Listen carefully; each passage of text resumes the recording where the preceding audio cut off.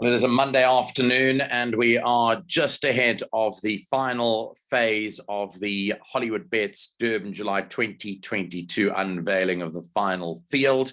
That'll take place on Tuesday morning at 11 o'clock. And here from a Clocking the Gallop perspective, we wish all the connections that are still entered into the race all the best to get into that final field of 18 runners plus 2 reserves. I've come through to you from a Clocking the Gallop perspective to just remind you about a few things. Firstly, today we officially launch our Clocking the Gallop extra service. And for those of you that have never participated in it before, you'll find out more about this in the next couple of weeks. But this is the registration process. We have created a buzz ever since launching 2 years ago, and we wanted to tell people about our big launch of our tips weekend, which takes place obviously on the Hollywoodbets Durban July weekend.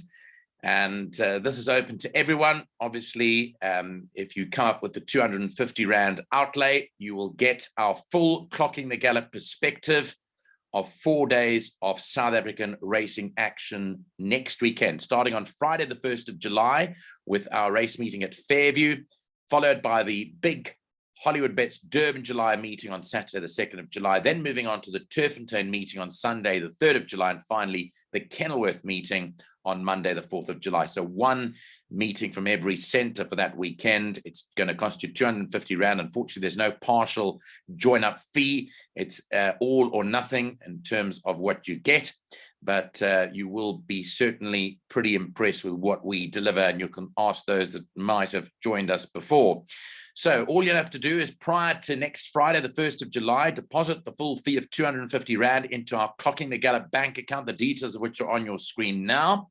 Send your proof of payment to us either via email on clockingthegallop@gmail.com or WhatsApp us on 079 390 5747, specifying your name and your preferred mode of communication. We either send the tips page via email or WhatsApp, and you'll receive all our information on the morning of each of the 4 race meetings in question. So we're looking forward to hearing from you. If you want to find out more, then go to our website, www.clockingthegallop.com. You can also send us an email via that particular portal. So we hope that there'll be a pot of honey awaiting you all, and we're looking forward to you coming on board as we launch our Clocking the Gallop extra Hollywoodbets Durban July weekend special. 250 Rand gets you tips for 4 days, starting Friday, the 1st of July, and moving on to Monday, the 4th of July.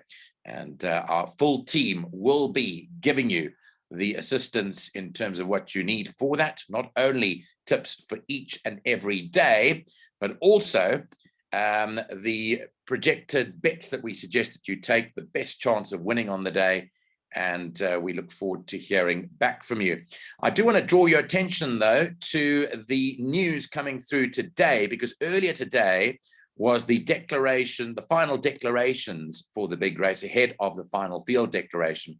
And this is courtesy of Sporting Post. As you'll see here, the report came through a bit earlier today that 28 horses from 36, so there were 36 prior to today, so 8 horses have been taken out, 28 have stood their ground, but only 18 of these will be entered and 2 reserves. So let's go through the 28 and some news regarding which jockeys are riding. Now, Jet Dark was originally meant to be Simanga Kamalo, but Simanga Kamalo confirmed prior to Jet Dark having a jockey on Sparkling Water. So he was committed to the De Kock runner, and now Bernard Fade Herb will be coming back from Mauritius to ride Jet Dark for the Hollywoodbets Durban July weekend. Comedy Ding, surprisingly, no rider declared as yet. One would expect Gavin Larena to get on board this, but it has not been declared yet for Harold Crawford and Michelle Ricks. The news coming through, obviously, a couple of weeks ago that Piers Stradham is back in the saddle. He is meant to start taking rides from this week. We haven't seen anything yet, but I'm sure that will surface as and when Piers Stradham secures rides. Of course, he's looking for rides. If you would like to give him a ride, please do so. He's trying to win it on Bulgarian for Justin Snaith. Aldo de Meyer picks up the ride and do it again in the absence of Anton Marcus, who's unfortunately injured.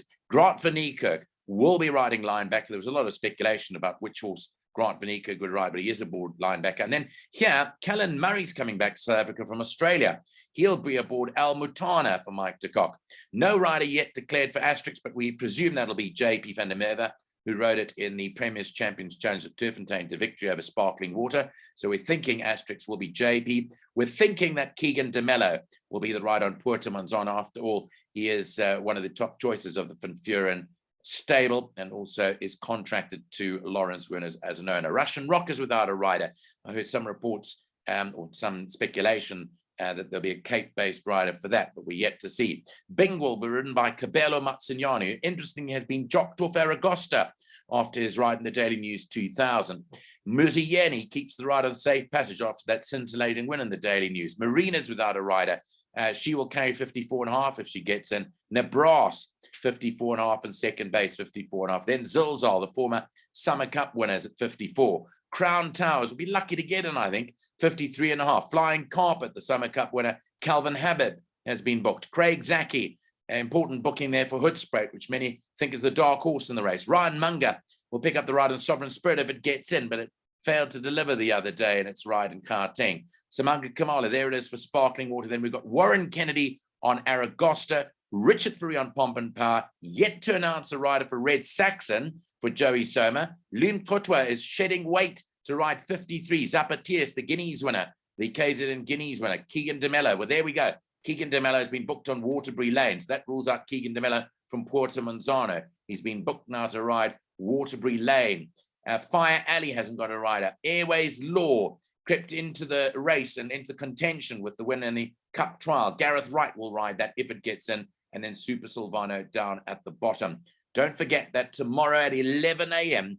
on Super Sport Blitz, Gallop TV and Racing 240, you'll be able to catch the final field announcement for this particular big one, the 5 million rand Hollywoodbets Durban, July, to be run on Saturday, the 2nd of July.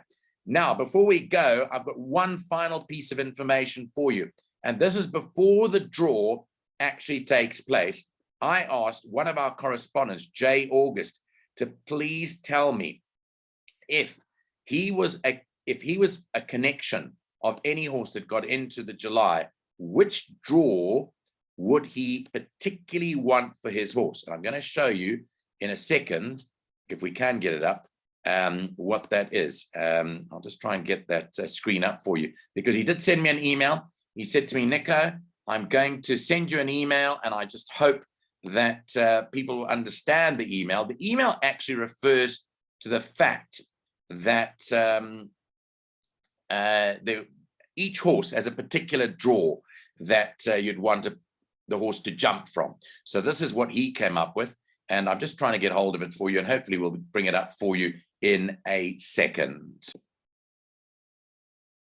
So here it is. Here it is, exactly what I'm speaking about. And this is courtesy of Jay August. And hopefully you've got it up on your screen now. So this is the field.